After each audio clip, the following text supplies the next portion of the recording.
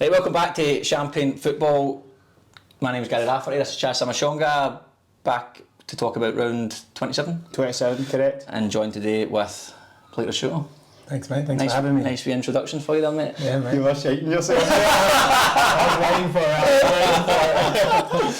for it. Well, Chico, you wrote down here pre-season big leagues. Aye, obviously. The season started in some places. Scotland started last week. I thought the Championship started last week, but it starts this weekend. Championships this weekend. And Community Shields this weekend, obviously. So Liverpool, Man U? Man City. Man City, sorry. Man City. I think Man United, if I'm fucking confused. Aye, it's Liverpool, Man City. Man U won the FA Cup?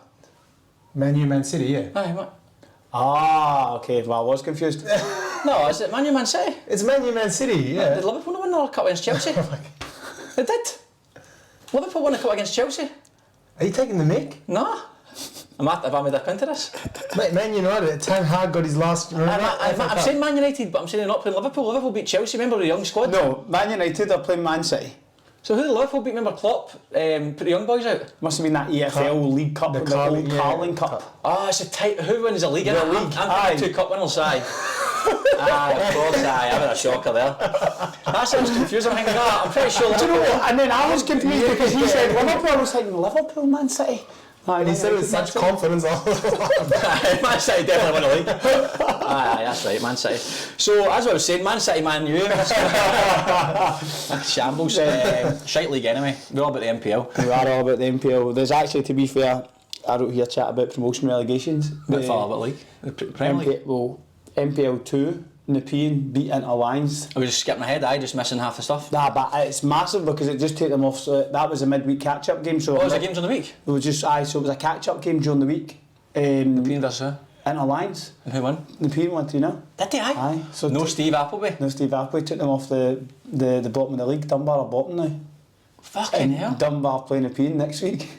Oh wow. Aye, so obviously one of them's straight down. Everyone else is away. Do you know I know Steve went away, but do you know why he went away? No. You spoke to him? No, I've not spoke to him either.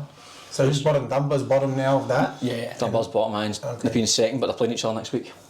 Pretty much whoever loses. It's a big game. Is it Dunbar or Nepean? I think it's at Nepean. Is it? Aye. I'm pretty sure it is. It'll be a Saturday night, won't it? Nepean beat them 4-0 at next Friday. Is it? Aye. Friday night, 8 o'clock. Aye, it's a night. Nepean. Have a wee trek out. That'd be a good game, aye. Because I've got Cranbrook's finished. I think Nepean will win. Nepean beat them 4-0 at Fraser Park the last time they played. And obviously going to Nepean on a Friday night is horrible. Yeah, no, it's no ideal. Fuck. I'm surprised that I didn't know it was that tight either. I thought there was a wee bit of space between them. If you're free, I might actually drive out next Friday. Aye. If you fancy it, it should be fine, aye. Because Nepean's closer to you than here, isn't it? I don't even know where Nepean is. No idea. Penrith way. It's not too far for me, aye, not too far. It'll take me a wee bit, but I might come out and watch it. Well, going back to the Premier League, who do you support? It might not be a Premier League team, but who do you support? I'd just say Man United. You a Man U fan? Yeah. I've done the Charity Shield, this Community Shield. Yeah. You know that Isn't it Liverpool? Is that who you support? Is that your main team? Yeah, Man United, yeah. Aye. What's your background, Uruguay? Uruguayan, yeah. Do you support any teams over there? The problem is I support Man United because when Forlan used to play for Man United, that's the only reason why I didn't. He was a crack player, but he wasn't great at Man U, was he? At Man U, no, he come on and scored a few important goals, but he wasn't, he didn't get much game time. But he was class. Yeah, he was good. Well, before and after. After, yeah, when he went to, I think, Atletico. He went to Atletico after, didn't he? Yeah. Was it Villarreal before him, I mean, now? Yeah, you're right, Villarreal. He was very good then. Very good. Who else was up top? I remember he scored a barrel load and he got injured. Scored 4 against Chelsea in the Super Cup. Oh, fuck me, I'll forget. For Man U? No. I played for Atletico. He played for. Oh my god, leave that with me. It's a famous player. He was unbelievable and he got injured. Aguero was that? No. Nah, it wasn't Aguero. It was somebody like. I'm gonna have to Google that something my fucking nothing. You just keep talking a lot of shit. Have you got your phone with you? My phone's there, mate. Oh, bastard! You can use this. He's that laptop. You just keep talking. That's gonna do my nothing. What are you even going to Google? Like, what words are you going to put in? Striker, good goal. Good goal, 4 goals, Super Cup. Hold on, Super Cup goals. I was going to be someone so. Reyes. 4. No, hold on. 4 goals versus Chelsea. Oh my god, it's going to be my fucking nothing. Somebody's probably shouting at the. Atletico. Was it Atletico that played them? Sure, it was Atletico Chelsea. Somebody's probably shouting at the radio just now saying you're a clown. Is it this one? 4-4? No idea. Oh my god, this is going to take my nothing. Falcao. Falcao was there you go. But I think that was after Forlan. I think Falcao was there after. Nah, it was 3. It showed a hat trick, actually, to a lie, and they won 4-1 in the Super Cup. But Falcao was at that point he had that 3-year spell where he was a fucking freak, man, scoring goals. Anyway, You got to Man United as well. He was at Man United for a while. He was at Chelsea as well, wasn't he? Aye. For a while. Falcao. This is a Decent knowledge for us, by the way. This is a Falcao podcast. Let's just say that. Do you follow anyone in the EPL? Not really. Just Tottenham. But only because Ange was at Celtic, obviously, so a Celtic fan. And then Ange came and was... And before that, before he was at Celtic, you didn't follow English Premier League team at all? wouldn't say a supporter of team. Nah, I must say, in the UK, we're born in Glasgow, so you follow that team like it becomes family pretty much. So it's like your whole life's consumed by it. Glasgow's a bit of a fishbowl, so you become like unhealthily consumed by it.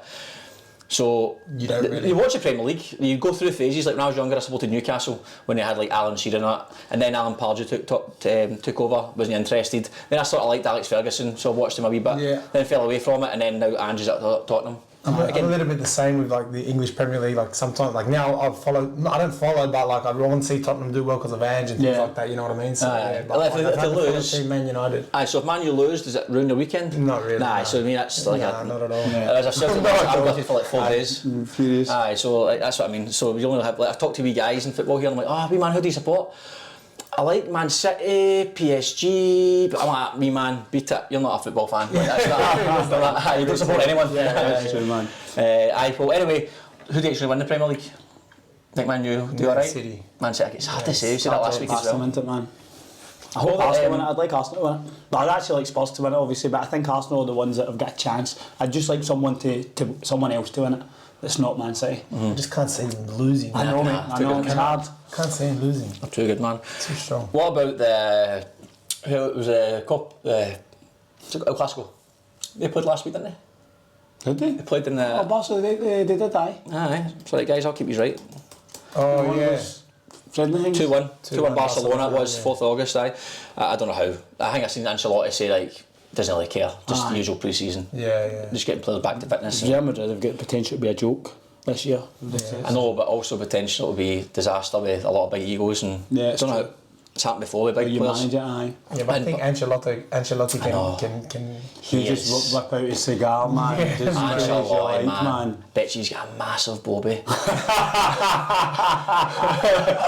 It's just, he just looks like, he's just so cool. If Ancelotti says, like, looked at you to be raging, you'd be shiting yourself. Yeah. You'd be shiting yourself. The gaffer wants to see you, you're like, oh no. Oh no, please don't get the bobby out. Yeah. He's please don't get the bobby out. He's top man, Ancelotti. He's probably arguably one of the best ever. Best ever, 100%. Should be. How many Champions League has he won? Fucking. I know. See when they score, he just doesn't do it. Doesn't care. He doesn't move. Have you seen the video of him? He's on a plane, like a private jet, and he's just with a big cigar puff, and he's singing the songs. Brilliant. He's talking to the journalist as well.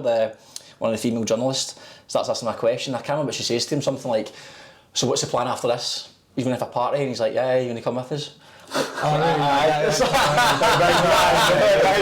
mean, she knows. She knows about the massive board.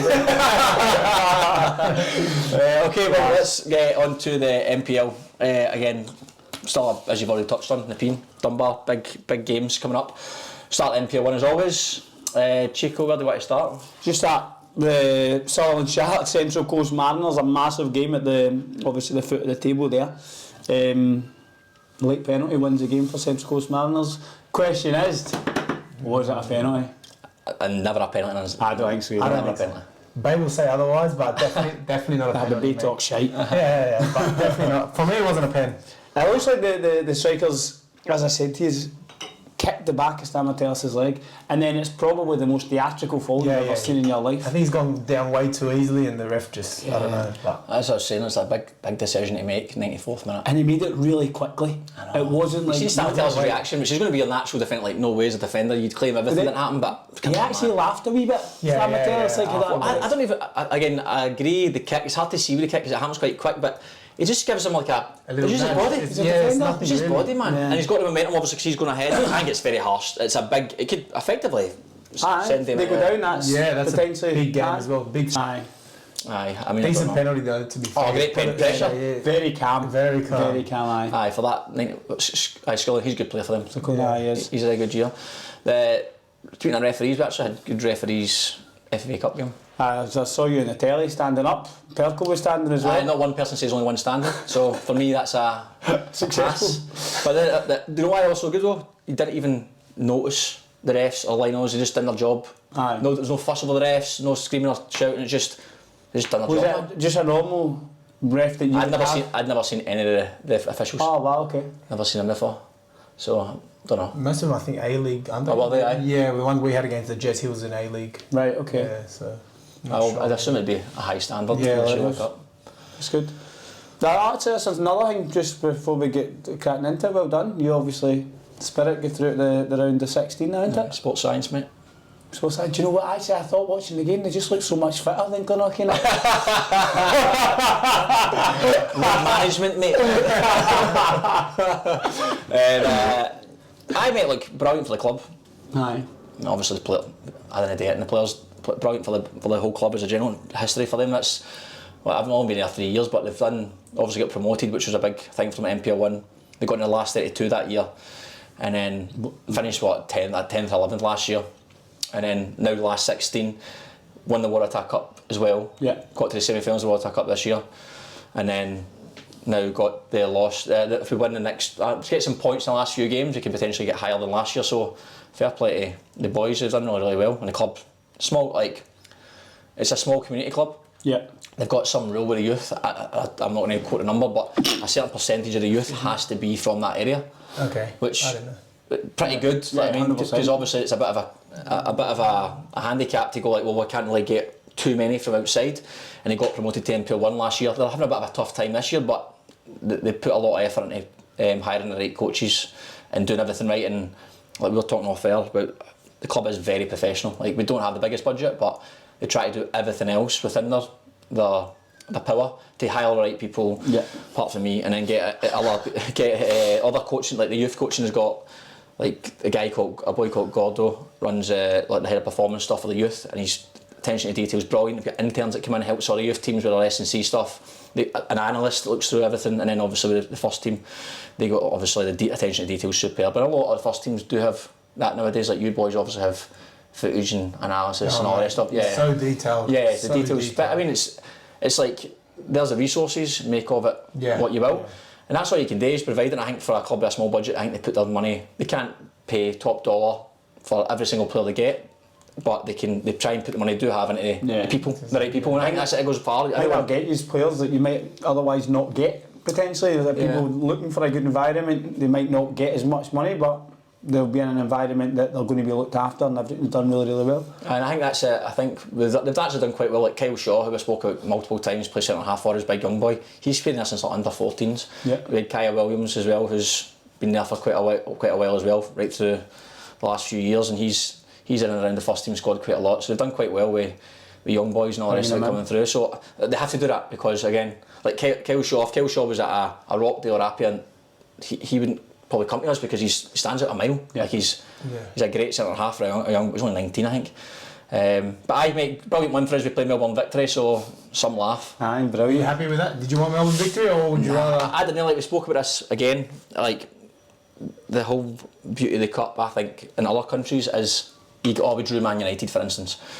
You get to go to say Old Trafford and you get to the whole experience. Yeah. You drew Melbourne Victory, A-League club. Like no disrespect to the A-League, but I could, like, this is my ignorance, I couldn't name 5 players from Melbourne Victory, and they're going to come to potentially Christie Park or alternatively another venue in Sydney because they have to play the away fixture. But for the boys who follow the A-League, love the A-League, and maybe a massive thing for them, big for the club, always good to get a bit of recognition because it's going to be obviously more emphasised on the Channel 10 because it's an A-League club. Yeah. I'd have rather played at an NPL side and tried to qualify. Get further. Quarterfinals, so they're fucking brilliant. But I think they do that just like maybe gate takings and money wise, so that it all goes to Spirit and things like that, and maybe give Spirit a chance to, at home ground to beat Melbourne Victory. You know what I mean? I don't know. No, like stranger things have happened. Like you've seen, I mean, Bayern Munich get beat. Remember last year in the cup against like a fucking 7th division team or whatever. Of course, it does happen. I mean, definitely wouldn't. as always, the draw comes out and you're like, fucking of course, Melbourne victory. But when it comes into it, the boys will back themselves to. Yeah, of course, to go and win. It's a game of football. You can win it, and they could be off it. We do quite well at Christie Park, and then obviously looking at Appy as well. We spoke about obviously Rockdale and Blacktown City the week before, but Appy, I didn't see did you see the highlights of the game or anything like that? I only seen I seen extra time. When it was 0-0, wasn't it? And then it went into extra time. They scored and then they got a red card. A bit harsh after they see the red card. No, that's it. Basically, Cooter was like at the edge of the D, the halfway line, and they've just tried to dink it through to go on 1, but his hands are like here, and it hits his arm. I thought it was pretty harsh, man. Straight red, was it? No, the referees gave him a straight red, but I think he'd already been booked as well. Oh, okay. So I don't know if it was supposed to be a second yellow and it was a red card, or it was a straight red. I don't know. I thought it was harsh, but I didn't see enough of the game to really judge. To really, but yeah, I actually fancied Appy away because it was Brisbane Olympic. I think they're sitting like 8th or 9th in the Queensland NPL. And then Central Coast went out as well. The Melbourne team's done brilliant. Really There's 3 of them. I think they all beat. All beat A-League teams. Yeah, Heidelberg beat Central Coast, Oakley beat Sydney, and South Melbourne beat Wellington. Yeah. Fair play to them, man. It's good standard. That's really good, man. That's decent, very good standard, aye. Luckily they're not playing Spirit next round. Right, sorry, back to NPL 1. Appia, Western Sydney Wanderers. Aye, by the way, there was fucking so many chances in that game as well. It was a bit mad game. It was, aye. It was. There was lots of saves, and they've still got 8 goals in the game. Western Sydney Wanderers went ahead, and Appia came back pretty quickly, went 2-1 up, 2 each, and 3-2 at half time. Mad. Chaos. What about the Appia game against you boys? Similar to that, like Gibson missed a big chance early on again. Yeah. I think Armisen missed a chance as well, and then I was watching it thinking, that's exactly what happened against Rockdale. They missed some fucking sitters. Big chances. And then Wanderers were at the park and scored. And then because they've been leaking quite a lot of goals this year, Appia, haven't they? Considering they've got a really strong side. What do you think Appia's happened to Appia this year? To be honest, I'm not sure, but the last few games they've dropped off, haven't they? They've lost. This half of the season, I think this half of the season they're sitting like 7th or something. Like if you split the league in half, I think they're sitting like 7th or something like that. Yeah. They're really poor second half. I remember when it was between us and Appia, it was like Marconi were 3rd, and then after that they've kind of dropped off a little bit, lost points. I don't think necessarily the way they're playing, but I think just the results, been going there against us, they were practically all over us. But you were playing centre half, but weren't you? Yeah. But they were all over us, and we were down 1-0, and we just, Euro scored a late goal, and then DC popped up with that late goal. So, but they're definitely a good team. But I just, sometimes it's not going their way. You know what I mean? It's quite, the games I've seen of them, it just seems to be they get the chances, does not take them. And it's always an NPL. You're always going to concede. And that's strange as well because they've got good players. They've got very good players in the final third, so you'd expect them to take more of their chances when they're getting them. But it's good. It was good that Marconi had such a good run because it's made it interesting. Because if they hadn't, you would have won the league already. Man. And Chaz has been dying for you boys to finish second. Been backing against us every week, mate. Every week. 1 week that I backed you've lost. So that's what I said. I messaged me back. I was like, look, mate, I'm just going to go against you every week, and you'll keep winning. Well, Appia solidified their place in the playoffs. Wanderers, they're now, I think they get deducted 6 points, so they're now sitting like 32 points or something. So they're quite lucky they actually got that early run, because otherwise they'd be in that relegation zone. Considering the start they had, it was because they started playing really good football, scoring a shit ton of goals, and they're actually good to watch, and then it just completely capitulated. They were top of the table at the start. For a long time. For ages, man. They were top of the 12 or 13, table. round 13 or something like that. They're top of the table. When they're winning like 6-2, 5-1, battling everyone. Scoring a lot of goals, Aye, shame, real shame, but that's what it is. Spirit versus Manly was a big game for both sides. I think, to be honest, I think both teams should be okay. From relegation, there's only 3 games to go. It's because there's a little bit of teams playing against each other still. Very difficult, I think, for both of them to get pulled into that. I think both teams would need to lose every game, and then I don't even know if the math could still work out. But a deserved win for Spirit. Okay. A deserved win. I don't know if you've seen the highlights, but we had a lot of big chances, but they were just so dangerous, man. Like Kikeris is rapid. He's rapid. He's rapid, yeah. 1v1 is decent. He's so fast, man. He's so sharp. Like he just stands him up and he just drops his shoulder, and he's too quick. And he's slight as well. So any contact, it's a foul. So you have to watch what you're doing. So all they were doing is going very direct, They had Ortiz up front, who's a good striker as well. Yep. Bomb forward with pretty much 4 strikers, and bouncing ball with pace, defenders running towards their own goal. Nah, it's hard. Every time they went long, it's like shit. Yeah. And they scored a great finish for the first goal, to be fair, and then we did get equalised. We deserved to win the game overall. Need to shout out to I'm not even going to say his name to stitch him up that much, but one of the players.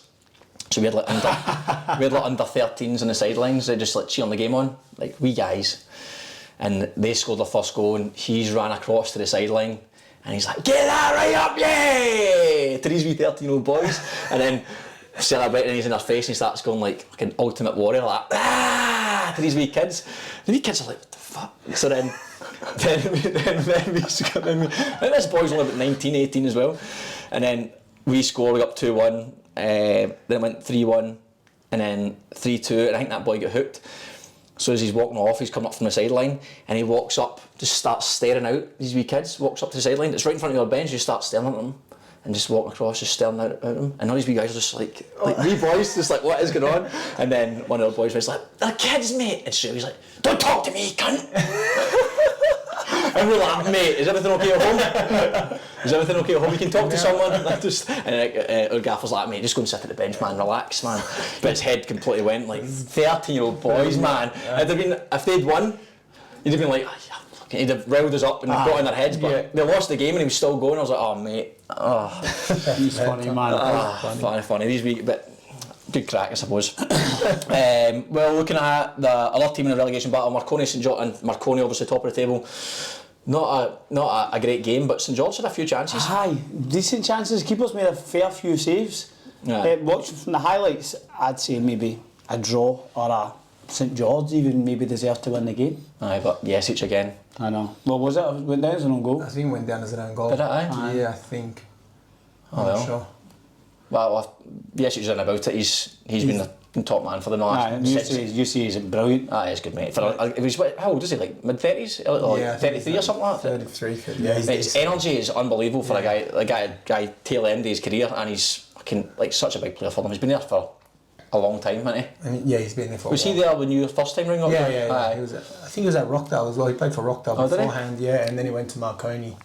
And he's just banging in goals. You know, he gets better as he gets older, doesn't he? Aye, he's a good player, man. Big player for them. But big one for Marconi. Fair play. They've had tremendous form the second half of the season. I don't think too much has changed for them. But I think even at the start of the season, we were saying that they weren't playing brilliant but getting results. Aye. That kept them in it. And then the second half of the season, they've been better. They've been really, really good. It's just, as you say, it's good because it keeps it interesting at the top of the table. You still need to keep a wee eye over your shoulder. Yeah. St George. Aye, St George. Form's probably Marconi's form's probably thanks to me. You know, after that. We'll get to that, mate. We'll get to that. Don't you worry. We're going to do a play-by-play. That's why the laptop's there, mate. St George, I did in a bit of trouble. I think I'm going to look table up actually. There's a tab open. Son, you get the password. St George. St George, they're near the bottom of the league, but they What don't. are they on 26?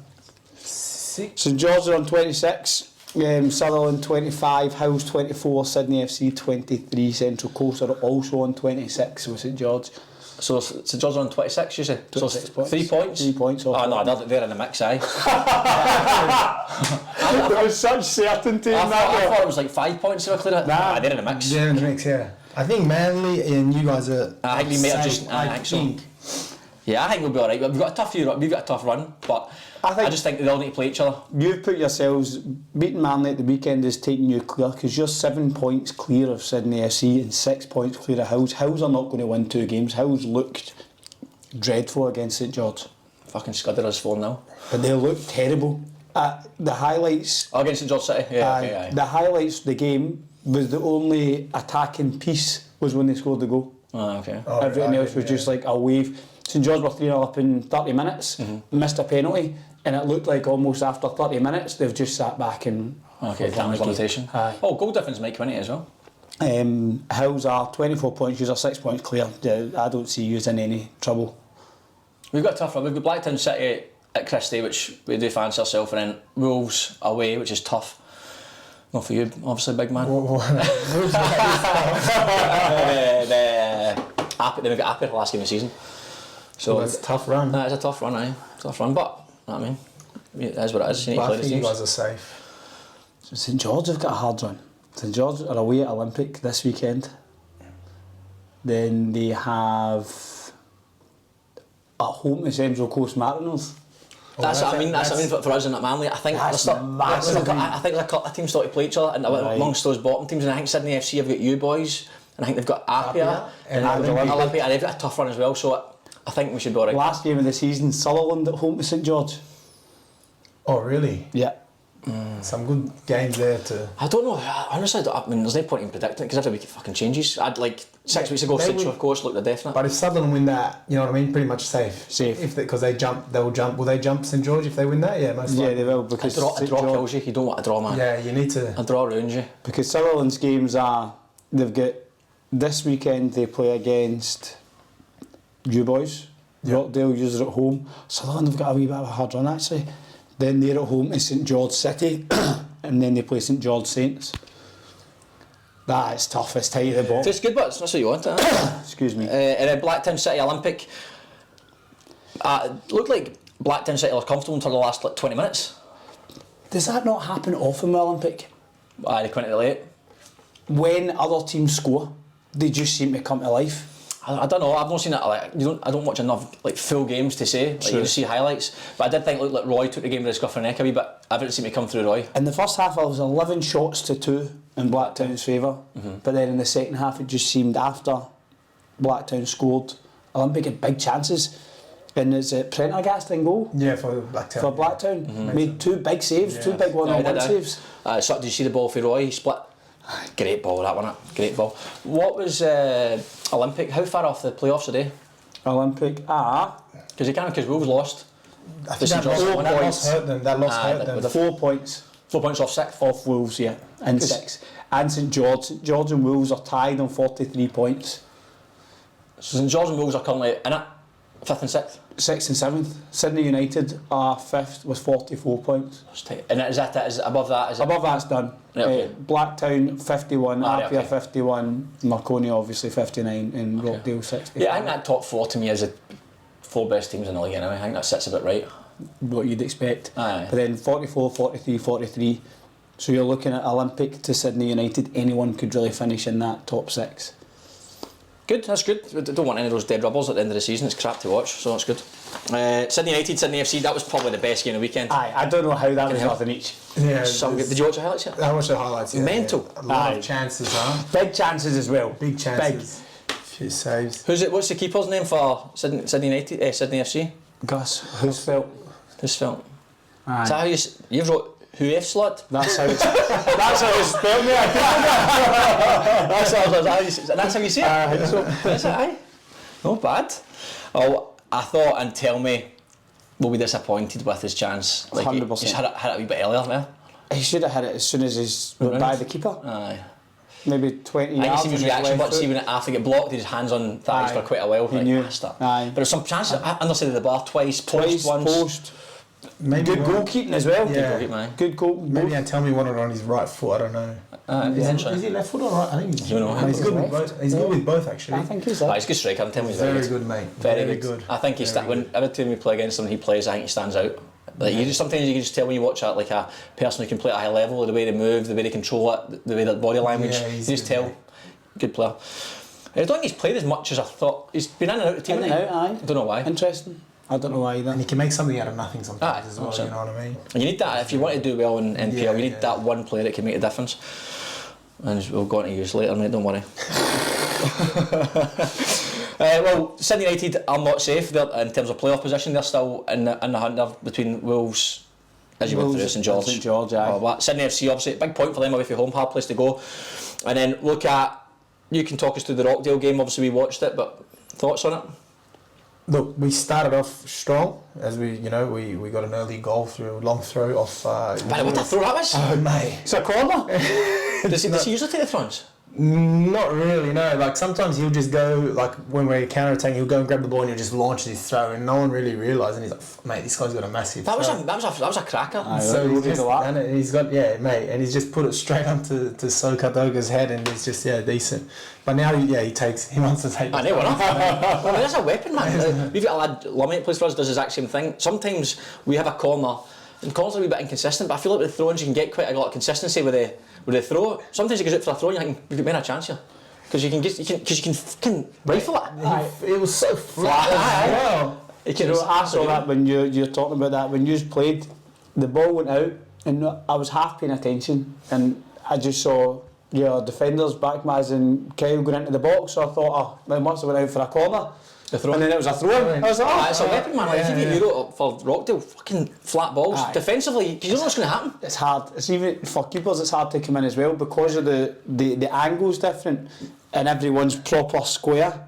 It's almost like a wall. If you can't go over sometimes if you're set up well. That flick onto the front as well. And even defensively, like you can't really get enough power off it to clear it. So sometimes they just bobble thereabouts. I remember against Jets, Euro threw about 3 in the box and just bounced in the 6-yard box and no one was on it. No one was. It caused chaos, didn't it? It caused chaos, yeah. Well, we got you a goal. And then we conceded. Chris McStay scored a goal.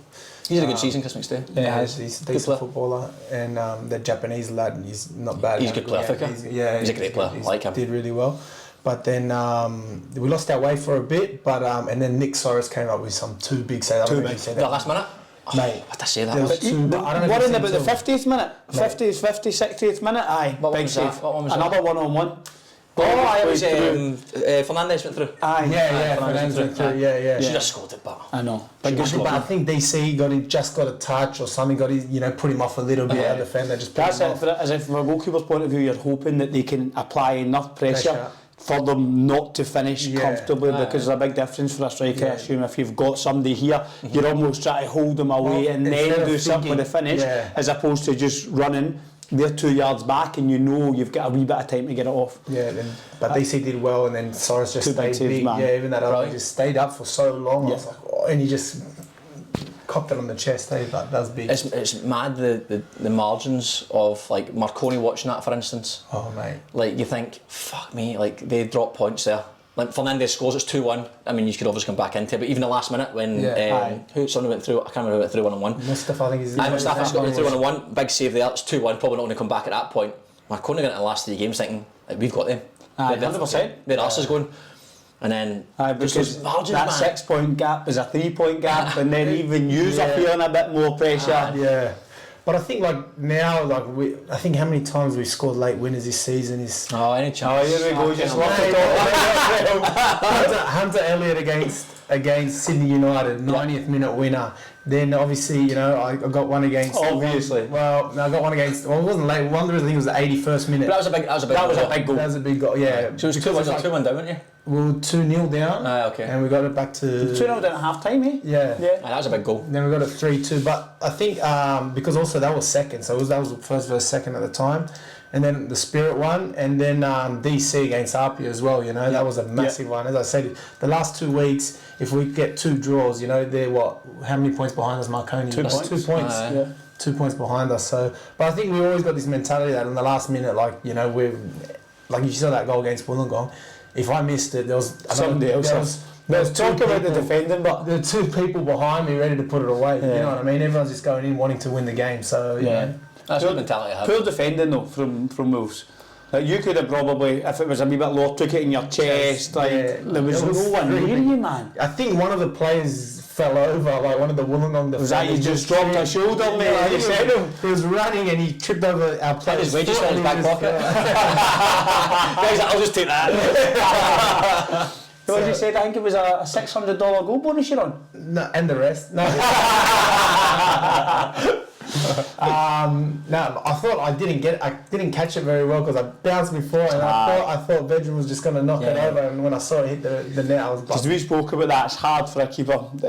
Just with the distance that it comes, you almost have to follow the ball. As it comes up, and it's tough. Oh, it's hard. If you hit that down, you're fucked. It's tough. Especially from the close where I was inside the 6-yard box. So but no, a good 3 points, massive 3 points. Hugely, that could have got you over the line, to be honest, because now you've got 6 points clear. Is that right? 6 points. With 3 games to go. Look, it's a tricky one because you're playing against a lot near the bottom teams, but like we've already spoke about. Because they're fighting for their lives. That could be a more challenging game than playing against a team who's got nothing to play for.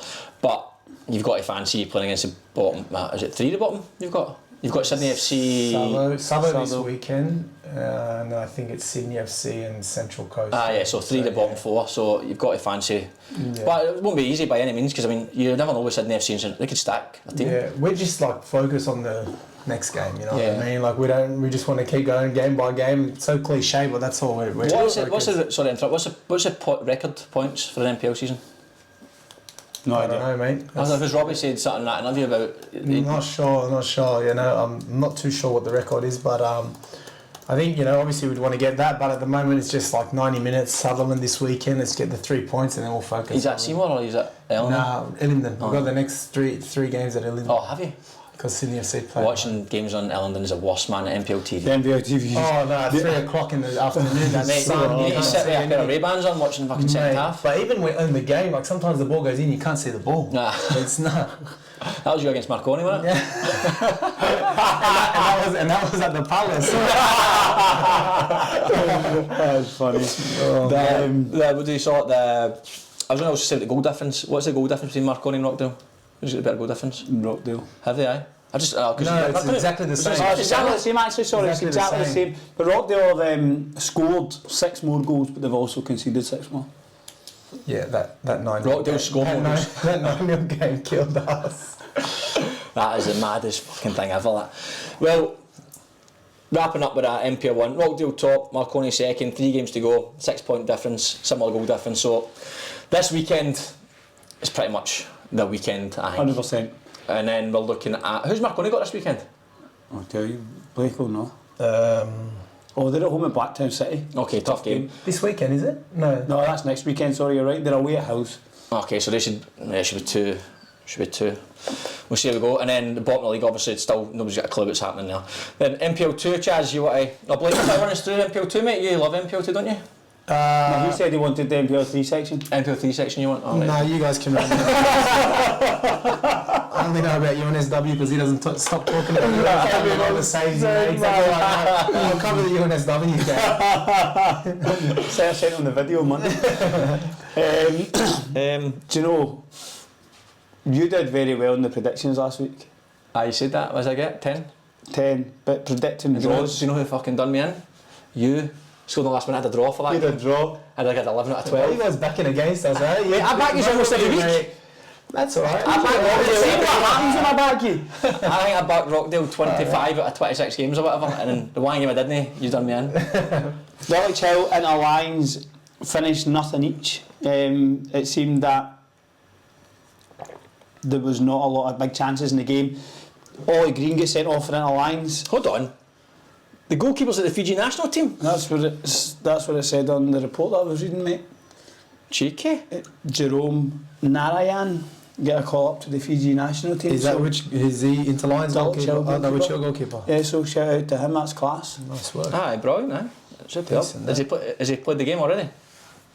Literally. I thought you said you're watching the Fiji game this week, that's what you said to me. Aye, it's tomorrow night. Actually, we'll look at that, to be fair, it's interesting. Mount Druitt. Oh, shat the bed. Doing a lot, man. That was so funny, man.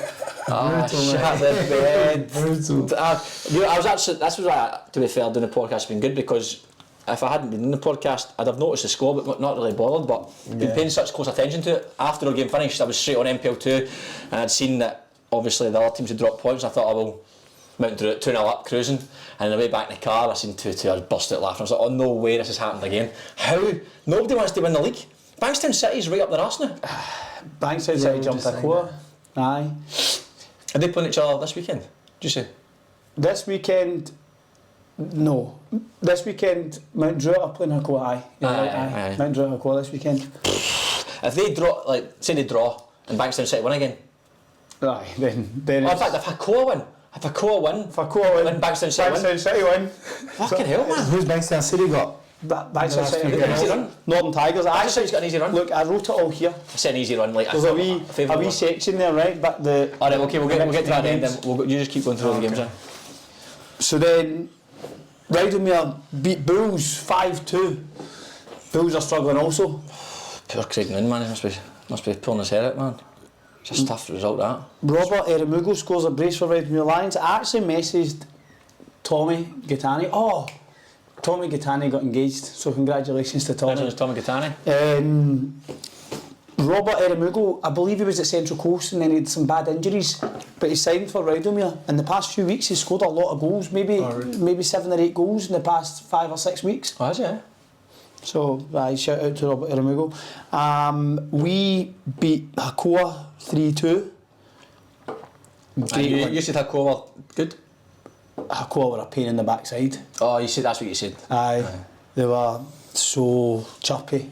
That's the best way to describe it. So it was, from our point of view, it was satisfying to win. We were 2-0 up. To be fair, Hakoah started the game better than we did. Here's a question though. Obviously, tactic for them is to be a pain in the arse and like chirpy and whinge about everything, time wasting, blah blah blah. Was it getting in your head a bit? It was annoying. Aye, so it's working. Aye. Yeah, 100%. In the cup match, or the one that they got sent off, mate. But it's too much. They go overboard, don't they? It's too much. They're tough, but they work so hard. Yeah, they work really, really hard. So it's a difficult game. So the first maybe 10-15 minutes, they were better than us. So they're just on the referee constantly? For everything. Yeah. Like it was nothing each and the ball went out for a goal kick. So I've went to get the ball and I'm a wee jog. Referee time! I'm like, boys, the game's not even 15 minutes old. Like, come on. And then it's just constant, but it gets to the point where the referees are a wee bit like, oh shit. I better give something soon. I need to give something. Playing the game. Just said that again. What? What did you say? Oh yeah. So I'm just laughing at myself in my head. But so we went 2-0 up. As I said, maybe a bit against run of play. Went in at half time 2-0. They came out in the second half. Cam Philpott scored twice. I think the second was in about the 85th minute, and then they got a player sent off and their coach sent off. There was a bit of commotion near the touchline. Just arguing. It was a bit of a wrestling match between our centre back and their striker, and our centre back's ended up on the ground. Aye, it looked like that. It looked like that from the video, like he's come off the ground pretty hard, and then their defenders came close. And the referee says that he kicked him in the face. But he Kicked him in the face? Really? But he never kicked him in the face. How can you mistakenly see someone kick someone in the face? That's a lie. The linesman came and told the referee that this has happened. But so he's walking towards it as he's hit the ground. So then he stopped, like you see him in the video stopping because the boy's head lands right beside him. From the linesman's view, obviously he's the other side.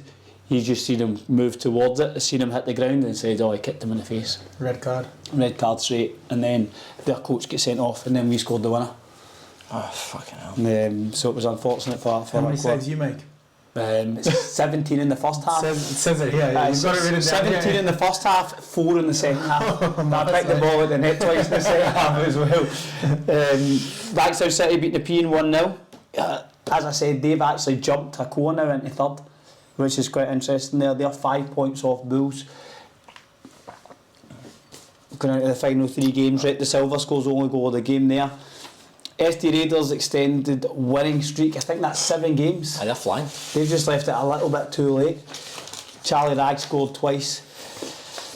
They're on some run, man. See if they again. Same with Bankstown Lions. Both have put a good run together in the last. Just like maybe Bankstown City Lions might get away with it, but SD Raiders have been on some run of form, and you and Craig both said they're probably one of the best teams in the league. Yeah, definitely. Who's this? SD Raiders. Oh, really? It's apparently play really good football. Everyone said that. SD Raiders actually. But I think they're sitting like 5th or something like that. But they are 5th. I think they had a poor start. They were terrible at the start. I actually think it was a bit unfortunate because something happened at their pitch. There was a problem with the grass, and they had to play so many of their The pitch isn't great for that. When it's good, it's not bad, but it's not a great. They had to play a lot of their games at Valentine in the early rounds of the season. So if you look at from the 15th of June, they've not lost. So that's 1, 2, 3, 4, 5, 6, 7, 8, 9 games. They've won 7, drawn 2. Marconi must be on a similar run, but Marconi have not lost. When's the last time Marconi lost a game? I genuinely can't remember the last time they lost a game. Marconi results. Blacktown City maybe beat them. I think they The drew last time they drew with Sutherland. They didn't lost. When was the last time they lost? Olympic beat them 4-0. Where was that? 12th of June. 12th of June? Fucking hell. Some run that. So that's right, I remember that game. That Olympic battle. I remember, was that Marconi won it? 6, 7. The exact same weekend as SD Raiders. And was that on the weekend after they beat them? No. It was the midweek before. So they get beat off Olympic, then beat you? They get beat off Olympic, then they beat Apia 4-1. And then they beat Rockdale? Then they beat them. Oh, that's bizarre, isn't it? We're looking at the Northern Tigers. Yep. They again another 2. They lost 3-2 to MacArthur Rams, which is a bit of a shock result, but it takes MacArthur Rams well away from any trouble. They probably weren't in trouble, to be honest. 5 points, it would have been clear, but that's them definitely safe now. Kai Denton, another 2 goals for him. He can't play NPL 2 next year. He got top goal scorer last year, and he's come back for injury and scored 1 or 2 every week. Every week. Dunbar Rovers and Berries drew nothing each. Cracker. Berries have been struggling. I think they'd lost 5 or 6 games in a row before that. Berries no. And obviously Dunbar have been there at the bottom of the table. So both Tigers and Rams are safe, right? They're just... Yeah, comfortable. I think it's really between Dunbar and Nepean who goes automatically down. 100%, that's it. They're going to be bottom 2. Oh, right, okay. So them 2. You look at it, MacArthur Rams are 8 points above Nepean with 3 games to go. Yeah, okay. So those 2 are going down. One's going down, one's in the To be honest, I think the top of NPL 3, Mount Ease or Bankstown United are better than Dunbar and Nepean. You look at momentum as well. Momentum in terms that's the thing with playoffs, because you're winning games to get people winning. And then these teams are losing, so now it's like trying to turn that slump. But as we said, Nepean beat into Lions during the week 3-0. That took them off the bottom of the table. They play. Who did they play this weekend? When will the finals get played? The playoffs get played? Do you know? No. No idea yet, mate. To be honest with you. Is it all the same time? September, sometimes September. Do you even know how it works? The playoffs just second bottom, second top. Play 2 games. Oh, okay. Yeah, but like even the finals of the NPL 1. No, I'm not certain. I think someone explained to us all week, but I don't know if it's I think it'll be similar. I think it'll be similar to A-League in terms of. First and second will get a week off. Yeah. Third will play 6th. Fourth will play 5th. Okay. First will play the lowest placed. Yeah. And second will play that, then a final after. This week, that'll be September, won't it? Yeah. Nepean get a chance like this weekend. I reckon they're playing Berries. Well, we'll soon see, NPL 3, Blake, take us away. I just saw. I think Newcastle got promoted. Yes, they did get promoted. Undefeated. What else you got for us? What about Hawkesbury? How they been getting on? Hawkesbury. Now they lost 5-2 to Central Coast on the weekend. Who scored the hat trick for Central Coast? Daniel McFarlane, mate. Top striker. Good player. Yeah, top striker. He was the one that Chaz has mentioned broke his leg celebrating. Broke his ankle celebrating a goal last season. Yeah, he scored up, down, landed, ankle snapped.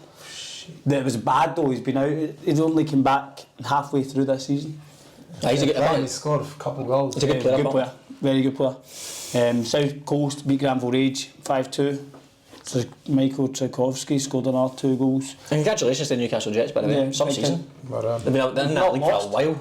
Aye. So they actually are undefeated. You're not taking the mick. What did they? Undefeated. They've not lost. No. Really? Fair play. Very. It's just hard to do it no matter what the level. No matter the level. Fair play. Camden beat Gleesville Red Magic 4-1. Prospect and Fraser Park drew 1 each. Both teams finished with 10 men. Surprise, surprise. Bankstown United beat Sydney University 2-0. Mitch Cross obviously scored again. 30th goal of the season for Mitch Cross. Very good. Decent very number goals. that. Excellent. And Parramatta beat Hurstville 2-0. That's all the games we've got in NPL 3. So, as I said to you there, we were looking at NPL 2 in the final games. Bankstown have got an away fixture this weekend. Where's this bit you got, Chaz? I'm just at the bottom of the NPL 2 scores after Northern Tigers, Dunbar Rovers. Stitch me right up. I don't have that either. I do have it. It's just here, just after the Dunbar game. Dunbar Rovers game. He just went straight to his section. There we go. Let's talk about me guys. That's it. Here we are. So, 3 games to go, and the league is Mount Druitt have 61 points. Bulls have got 58 points. Bankstown City are in third with 53 points and Hakoah 52 points. There's 5 points between Bankstown City Lions and Bulls. There's 5 points between what a run Bankstown Lions have done there. Mad. And you look at they've drawn some games as well that they. Oh, well, that's gone now. But looking forward, 3 games to make up 5 points. The way the league's going right now, the top 3, let's just say Hakoah, Bulls and Druitt all year, have lost. They've only picked up 1 win out of 3 teams in the last 3 games, in the last 3 rounds. So that's mental. Bulls have lost their last 3. Yeah, Hakoah drew No, drew 2 and lost 1, I think. No, lost 2 and drawn 1. I meant drew 1, lost 1, won 1. Aye. 1 win out of the 9 games between the three of them. Between the 3 of them. All going for the lead. But look, then now Harcourt still have to play Mount Druitt and Bulls, don't they? Yeah. That's massive. So Aye. Bankstown are in for a right chance. Also, Bulls the last 3 games, we play Bulls this weekend. And then they've got Mount Then Druitt. they're away at Mount Druitt. And Harcourt. Bankstown will be buzzing out. I know. Bankstown, they just have to, If Bankstown win their 3 games, they'll probably be in a playoff. They could even win the league. So who do you think will win the league? Like, Fuck knows anymore, man. Jesus. Mount Druitt needs to. If Mount Druitt win this weekend, it's done for them, I think. If Mount Druitt beat Hakua. Oh yeah, Mount Druitt, I know they obviously slipped up against Spartans, but still got a point. You fancy Mount Druitt, they're to me are still the favourites to win the league. They've been there almost 90% of the year. Away at Hakua, but Hakua's not a hard place to go at 4:30 on a Saturday. It's not a hard place to go? It's a hard place to go. Oh, yeah. And it's for us as well, so every game's normally 7 o'clock. See having a 3 o'clock or a 4:30, for me I think it throws you off a wee bit. Do you not prefer it though? I'm buzzing to play it because it's early, but in terms of routine and what you would do before games, it's very different. It's different, isn't it? Aye. Because you boys just play Sunday, don't you? Sunday, 3 o'clock. 3 o'clock. But if you you've got a rhythm, ain't you? What you do? 100%. Away game, home game, away game, home game. Yeah. No, definitely, it does make a difference. So that's a big game for them this weekend. And then, as you say, Bulls have got us this weekend at 3 o'clock. We're playing it. Right, so who wins? Right now, there's 3 games to go. I think if we keep predicting it every single week from now on, let's go 3 games to go. It's up in the air. You take a punt. Who's winning the league? Mount Druitt? I go Mount Druitt. Mount Druitt? And Bankstown to snip in and get a playoff Bankstown spot. City sneak in, man. That'd be massive. Well, do you know what? I don't think, if Bulls win the league or come second, I don't know how it will all fit with potentially them going up in Central Coast Manors and Sydney. Like, there's a lot of A-League clubs are funny, but getting promoted, relegated, I don't know how it works. So my concern there would be, if Bulls come second, is there even going to be a playoff game? I don't know. Who knows that? Say Bulls and then if say Sydney FC or Mariners, like I don't know how it will respond to it. I don't know. But you look at it, they have to. No, I agree, they have to, but sometimes I don't know with I feel like if Bankstown, I just want a playoff to happen. I want to go to a playoff game. Aye. Oh, well, look. To be fair, Bulls could find a bit of form. Of course they could. Aye, so Bulls. What I mean is, if Bulls get a playoff place, right, will they play their strongest side to automatically go up? If they get automatically up, they're automatically up. But if they play second, is their mindset of, do you know what, let's play NPL 2, develop the players more, or is their mindset, let's go NPL 1? Because what happened the last year in NPL 1, they get scudded. They got 10 points. That's true. How much So is that take true, that rumour that MacArthur Bulls don't really want to go up to him? Is that true? I don't know. I've got no idea. I can't see how a club can't want to get promoted. That's what I was thinking. No, I mean, no, I don't think, I'd be amazed if they don't want to get promoted. What I mean is, if from a long-term perspective, the last 10 up, they're all young boys. Like, when you played against them last year, 17-year-olds, like, they were getting beat. They picked up 10 or 12 points the first year. If they go up automatically, playoff place, and they get a chance to have a decision to be keep these young boys and go up, or do we just sort of stay in NPL 2, be competitive, win games, have more of the ball, what's better for their development? Like, instead of getting smacked every week. Smacked every week, how good is the development? I know what you mean, yeah. Do you know what I mean? When I was in Singapore, they had like the under-23 national Singaporean team playing it in the men's league.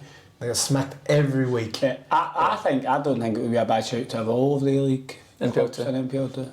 Yeah, well, I don't think it's a bad shout. The only issue is the first part of that season, when, like, imagine Wanderers, as they were in the first 15 rounds playing NPL 2, they'd be winning at 9-0. They were a joke. They were beating everyone 5-1, 6-0, 5-2. Like when they had Eunice and all that, and Sapsford and Nathaniel Blair all playing. Imagine them playing against Dunbar. It's Chaz. Or you look at the bottom half teams at NPL 2, sorry, they've been scudding them. But then you get the second half of the season, I agree with the second half, the way the boys are now, the Central Coast, Sydney FC, all them now NPL 2, they'll still be the top half of the league, but then what happens if they all win the league? First, second, third, fourth, whatever. Then the same position. Seventh get promoted and eighth play the playoff game. I don't know, it's a tricky one. Like, I just don't know the circumstances with Bulls or Central Coast or Sydney FC. Wanderers seem to be a team that brought up a lot more players who play A-League, whereas Sydney FC seem to have had a young squad all year. Central Coast are the same. There's not been a ton of like first team players. I know the Sydney FC, Howie Fondai, who's the Sydney FC youth coach, he said that like it just depends on the batch they get sometimes, because I think last year or the year before they were fighting top of the league. Yeah. Sydney FC. So it's just kind of and most of them have gone to the A-League, so then they have to redevelop other play. You know what I mean? So it's kind of just like that. Mm-hmm. So I don't know. As you said, like Wanderers started off flying. Oh, brilliant. You know what I mean? It'll be interesting. But look, obviously we had Craig on, like brilliant guy. So I hope they do go up because I think he'll be a good guy. Honestly, you can tell he takes his coaching serious. So I hope they go up and does well. Because I think if he goes up and Bills give him the right squad. I don't know how the squad. That's the thing. I don't know how it works with the A-League teams. Like say the crop of boys he's got now. How many of them move on? Like is it a completely new bunch? Is it?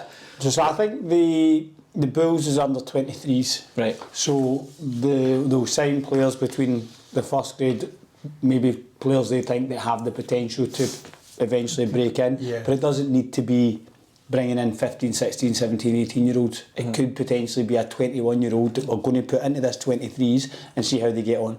So I assume that they can then look at young players like a Kyle Shaw or players that are playing at other NPL clubs but are at a good age, bring them in, offer them 2 years to see how they develop and then go. So I suppose for him it's more, can we go and find, let's say not diamonds, but let's go and find the top. Well, it's more appealing if they get automatically promoted or they go to playoffs and win the playoffs. As a player who's got the choice to go to Sydney FC or Bulls, and Sydney FC is an NPL 1, 100%. regardless if you think we're going to get scored every week, you only back yourself and go, I'm happy to play NPL 1. I want to go and play NPL 1. Of course. So I don't know. It's an interesting one.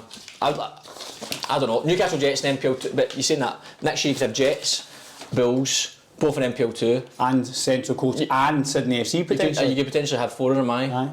I just don't want an A-League playoff final. Like imagine Sydney FC versus Bulls shite. I actually think it would be quite a decent game though. It would be a good game, but I just think spectacle. You don't have to have a fan. I just think Aye. I'd rather see Bankstown City Lions versus Sutherland or something like that, or St George versus like a Bankstown United versus Nepean. Nepean's in the bottom of the league, but I know that's what I'm saying. Bankstown United, sorry, Bankstown United. That'd be a good wee atmosphere there. But I'd actually not going to lie much. I would hope it's Mounties versus Nepean. Aye, for Ali. Aye, hopefully. Well, hopefully Craig gets. But then Mounties sacked their gaffer. So they did. Mounties sacked their gaffer. Aye, right. 3 games to go. They sacked their gaffer. They just sacked him 3 games to go. Why were they losing? Well, they lost their last game to Camden Tigers. They lost, I think 2-1 it was, but it kind of throws them now. So you look at that league table, right? So Mounties played a game less, they're 5 points. So say they win their game in hand, that puts them obviously 52 points. Bankstown United 54 points. So they need Bankstown United to lose.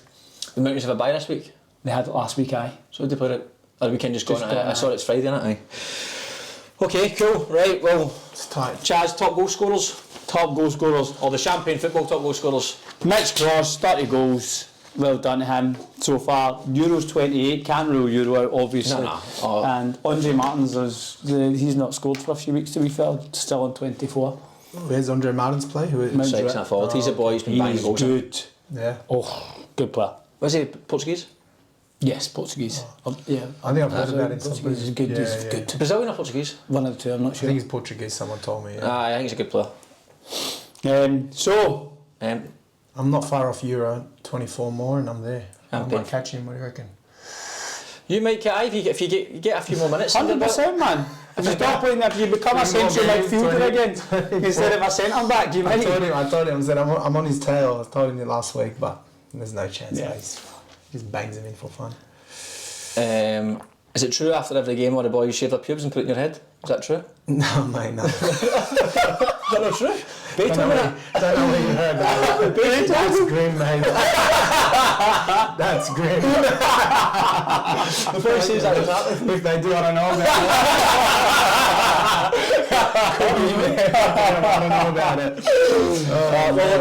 Obviously, thank you as always to BN Sports for the support, and might as well thank Lightweight Athletic Club and Red Bull and Deploy as well for supporting the Champagne Fives. Champagne Fives, as you've seen the announcement, some good things happening there. £5 prize money, £2 worth of partnership prizes, wee trophy, music sorted, after party of the venues, like what, 8% sorted? 8% sorted. Aye, got a nice venue, Red Bull, going to try and sort us out with an area. What else did I say? Food, Lightweight Athletic are getting us all the fruit. which is brilliant for the players, so something to keep you going during the tournament. And obviously lunch will be provided, some water, and the kits look unbelievable. The kits look class. Over 30 kits to choose from, different colours, first come, first serve. If you get yourself registered, you can pick your kit. And other thing is the People's Choice Awards, the podcast awards. That's mad. That is mad, as random as fuck. But aye, decent. We'll see what happens. Not a chance. If that goes, did you see 30 for 30s on it? Aye. 30 for 30s like. You told me about this yesterday. If you watch, listen to what 30 for 30s like. It's ESPN on HBO. One of them does them. It's like elite sporting things, or it's a thing that happened in the past in like a baseball game. And they do these 30-minute episodes for 30, and it's on IMDb. It's like 8.8 out of 10, and then they made it into a podcast. Okay. So they're in this top 10. And you're in the top 10 as well. You're in the top 10. So how does it, who is it people that vote? It's or called the People's Choice Awards. We just got an email through saying you guys have made you've been voted for the People's Choice Awards. You've made the final slate. And I'm like, what the fuck is... I actually thought it was spam. And then it said, basically, went through the whole thing, and it was like, I don't know how to work it, so basically they send it out to... So you can't vote for it, like, it's not like... You can't some listeners and things like that? I don't know how it works, so basically you can't just go... So what I thought was going to be a case of all these people just say to the listeners, vote for us and the person with the most votes, but you can't, they send it to at random, something like 50,000 listeners or 20,000 listeners, and then they have to vote. Oh, okay. On the podcast. I don't know how they vote though. Like, who's going to sit and listen to an episode of this? Some American guy. You sure there's not another champagne football? That's so when it came through. I thought, this is going to be like some like NFL thing, and I clicked on it. It was just us two like that. And I'm like, what the fuck? That sounds. He sent it to me yesterday. I was like, how is this happening? Aye. Wasn't my response. I just burst out Can laughing. you see like how many listeners you got and things like that? 17,000 per episode. I'm not as many as 30 for 30. That's for sure. I can absolutely guarantee that. Well, not bad. We'll see what happens. Fair play. We'll see what. Even just to get it, we'll take it a wee bit of recognition. 100%. Lovely. I think it was. The Bays episode, they said that was the one they loved the most, wasn't it? Aye. So they sent through clips of the moments, and it was all Bay. It was all Bay one, it was ideal. You might lose a few listeners after this one, though. Okay, well, now your favourite part, mate. You can talk about yourself. Ideal. Here we go. But that's all that's there, mate. You're just going to put it so his kids can go to sleep too. So, youth football? My youth football. I started off here, obviously playing at the Sydney University and obviously mascot page with club football, and I moved on to Eastern Suburbs, ESFA, Sydney Uni, and then I was around Sydney Olympic and Apia. What age group was that? As in SAP and all that? Yeah, I don't think SAP existed back then, but it was that age group. So I was under 10s at ESFA, then under 11s and 12s at Sydney Uni, then I moved to Apia and I was between Sydney Olympic and Apia for a while. And then after that, none of the top league clubs. I'm laughing. I'm just still laughing. Then none of the top clubs wanted me. I was in NPL. What do they call it? I don't know if they call it the NPL 1, whatever it was back then. But no one wanted me, so I had to go. I went to NPL 2, which was St George Saints now. Yeah. And I played there when I was 15. Under 16s, I was 15. And then from then on, I just made the jump to under 20s in first grade. So I was playing NPL 2. So none of the NPL 1 side wanted you at 15, 16? Yeah. But then a few months later, you're playing first grade in NPL 2? That's right, yeah. So why did nobody want? Did you go for trials? Yeah, I went for trials. I think trials it was are a joke, Sutherland. weren't they? Mate. Trials are a joke. They're a joke. Sutherland, I'll tell you another story later. Sutherland, I went to Sutherland and they didn't want me. I was at Sydney Olympic, they didn't want me. I was quite short back then. They're like, oh, no, you're too short. Then? Mate. I can't even see it. So then, so I was like, they didn't want me and I went to St George Saints. I think it was under 15s, I was St George Saints playing that age group. And then that year I did really well. I was captain. Then the under 20s called me up and I started playing for the under 20s as a right back. And then I would just move to first grade, got my first grade debut in NPL 2 at 15. So yeah. So that was decent, and then I stayed there for a while at St George. There you go. See St George debut, 15. I thought somebody was banging my door. Another guest. Dungeons. Special guest. And then I was at there. And then I was the 2010 grand final. We played Northern Tigers. We lost in that. It's funny, the other day we had a reunion actually. So we had a reunion of that 2010 team. So really? St George reunion, yeah. Class. So there's like Arthur Dillis, I don't know, he's the assistant coach at Melbourne Victory. Yeah. Ivo the Jesus, who played at NSL and things like that. So we had a reunion the other day, so that was pretty decent. But yeah, I played there, and then after that, that's when the NYL came in.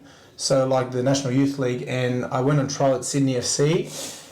They didn't want me, got binned there, but I was doing really well at St George, so I was like, fuck, I can go on. And my old man's from Uruguay. I didn't speak the language or anything, and I said to my old man, I said, mate, what's the chance of me, I think I was like 17, 18 at the time. I just finished high school.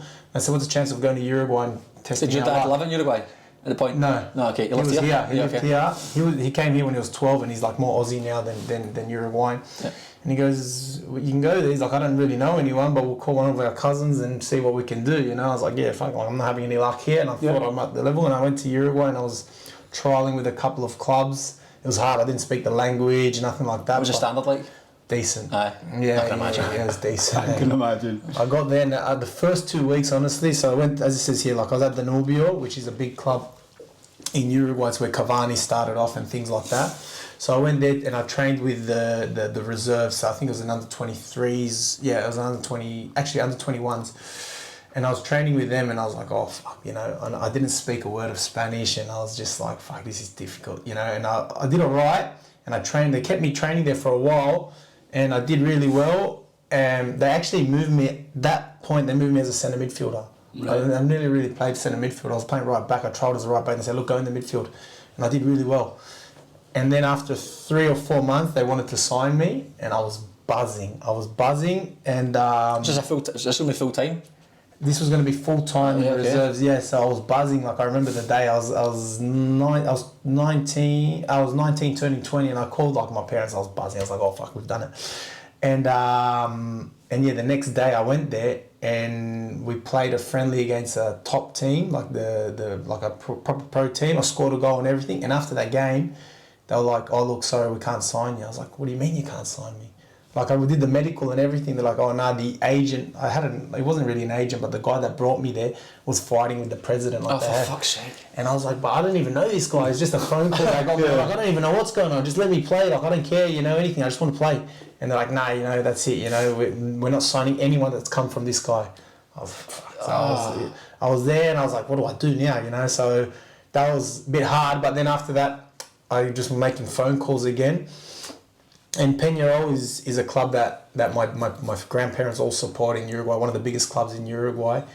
And it's funny, my dad's mate said, look, go call this guy and he can get you a trial at Peñarol. I was like, fuck, all right. Like Peñarol, like my dad always talked about it. We got jerseys when we were born and things like that of that club.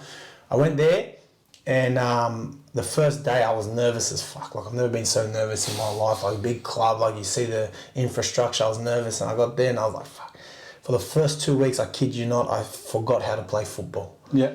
It was like one of those things that you just like, fuck, what the fuck's wrong with me? Think you'll ever remember? Mate, I still forgot. Cut my head off and I play professional. I was like, fuck, what's going on? Like my touches weren't working, nothing. I was just like, fuck. And then one day, I don't know what happened, it just clicked, and I just started like getting more confidence in every day. And then yeah, I was lucky enough to get a signed for the reserves. So Paulo Montero, who played at Juventus, Uruguay national, he was the coach at the time, and he came in and he signed me, and I was buzzing. You must have been buzzing after the first thing, Buzzing. And it's funny, so we played a game against Danubio, the club that didn't want me, so I knew everyone there. I was training with them, and it was like a reserves game, so we played before the first grade. So over there was like 20,000, second half 20,000 people, and we were 1-0 up with 10 men. We had a red card. They scored in the 90th They scored in the 90th, 1-1 equaliser. And then I scored in the 93rd, like absolute, like I don't even know how I did. I scored 93rd minute winner.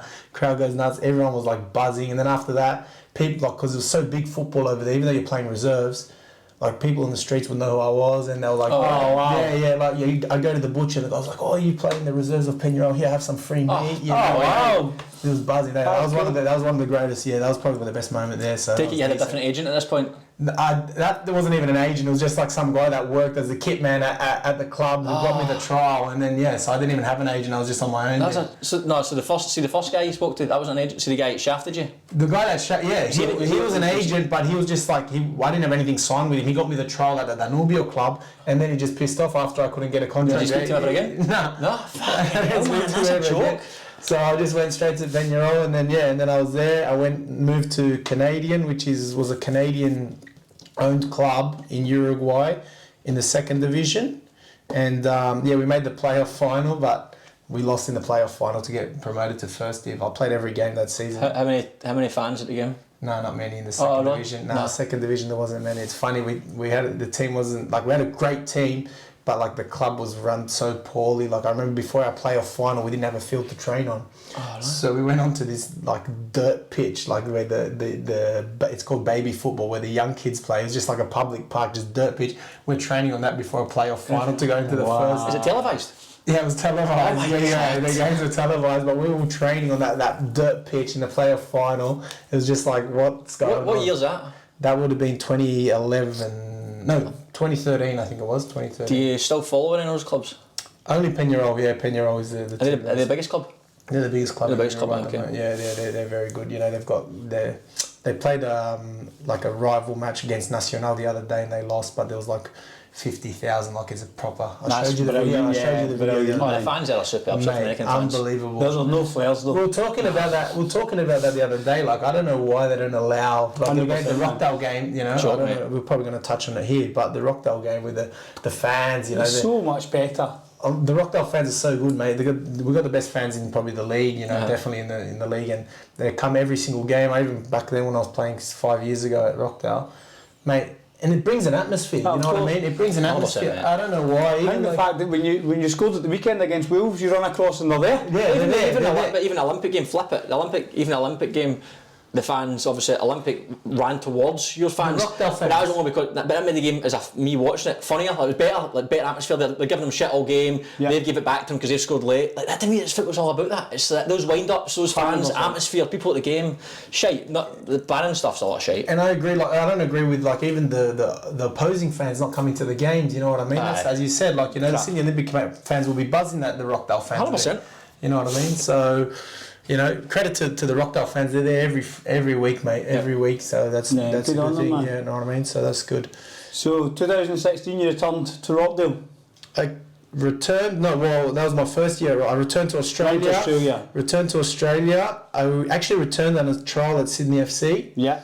That's what I wrote here. Was it close? Did you feel? I feel like I was very close, to be honest. Yeah. But at the time, it was. I think they won 2 grand finals in a row. Graham Arnold was the coach. I trialled for about a month and a half. And it's a long trial. It's a long. Because that says you've bloody 3 months trial. The one in Uruguay. Yeah, the Uruguay one was massive. That was very long. But the Sydney FC one, I was there for a while, and I honestly felt so close. I remember we went to Canberra, friendly against Belconnen. We were 0-0, and I came on in the 60th, and I set up 2 goals. We won 3-0. And even like Broski and all the boys, they were like, oh mate, you were the best player in the park and things like that. And McFlynn, who was the head of football, or Pat McFlynn, Terry McFlynn. Terry McFlynn was the head of football. He's like, mate, he was giving me something like, you know, most likely you're going to sign. And then the next day they just said, look, Blake, he's like, at the moment, you know, we've got too many midfielders, Dimitrijevic, Tavares, and all that. He goes. But I think, you know, you can play in any other A-League club. And then after that, no, didn't have anyone to get me a gig or anything. So, how's that? How are you, during that time, you're not getting paid, are you? No. So, what's the mindset like? Because there's not like you go for a trial and go, right, we'll let you know in 6 weeks. You're just sort of getting just going along, aren't you? Just going along. I guess at that age, I think I was, 22, 23. I was just like, you know, I wanted to become a full-time pro footballer, and that's what sometimes you got to take those risks and, you know what I mean, sacrifices, and didn't end up well, you know, at the Sydney FC trial, but from that, you know, I went to Rockdale and probably had got more money there than you would have got. Not in the first year, though.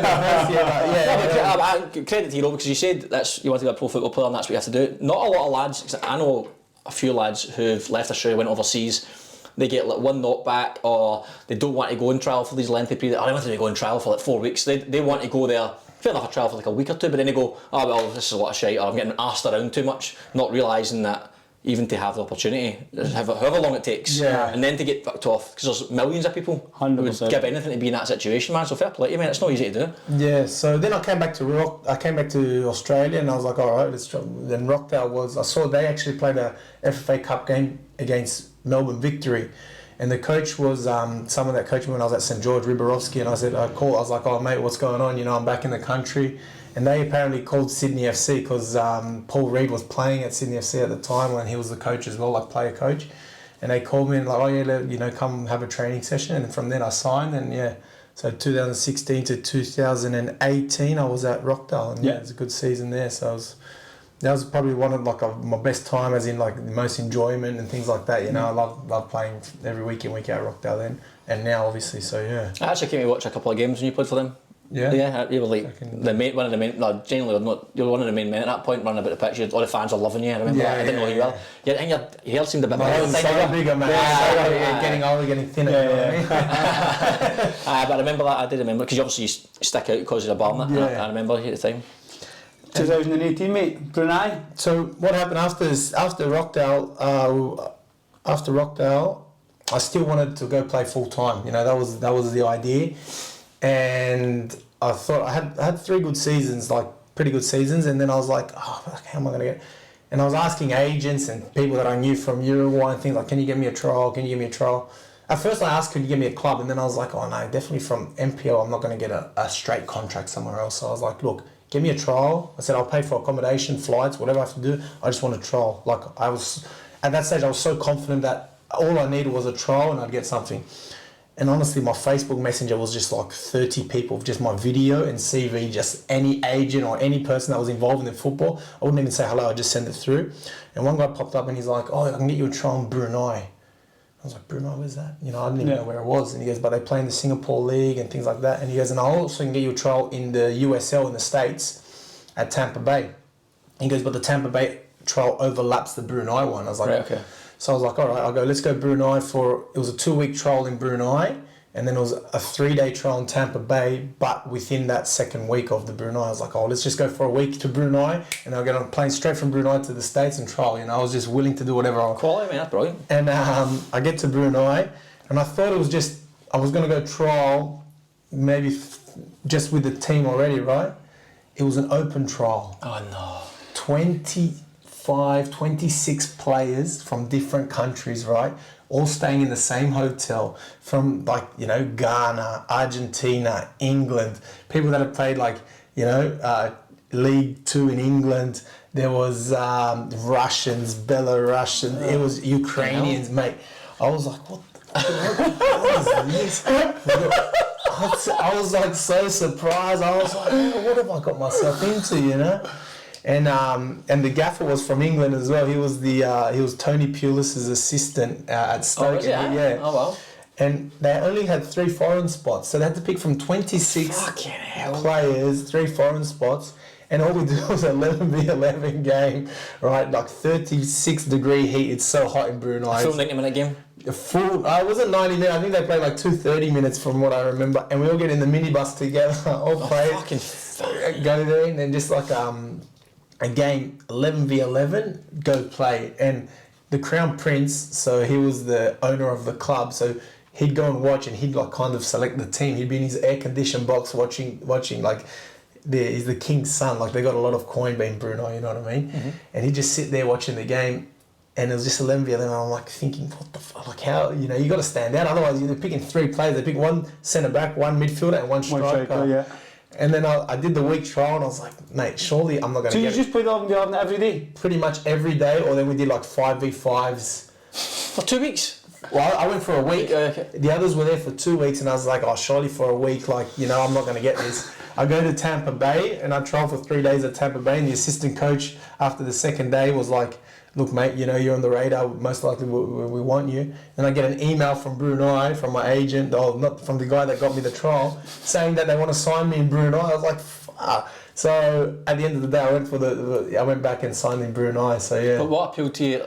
Was it more finance, more money? Economic, yeah. Ah, okay. Finance. What was it like in terms of a place to live and all that? Was that alright? Mate, they gave me a car, they gave me a nice place to live in, in a gated community. Like in Brunei was decent, yeah, very decent. How long were you there for? I was there for a year. A year. We won the league and You were in the team of the year? Team of the year, yeah. That season, mate, I had a great season. Scored 9 goals, mate. So your squad, was it boys from all over the world? Just Brunei. Oh, Okay, because only three foreigners. Okay. Mate, How did you go with like all the boys and all that sort of thing? Was it alright in the squad? No, they were good. They were good. Like What language? They all speak English, but they all speak Malay as well. But we had to travel away games to Singapore every second week because that we played in the Singapore League. Yep. So 2-hour flight every week. That kind of saved me.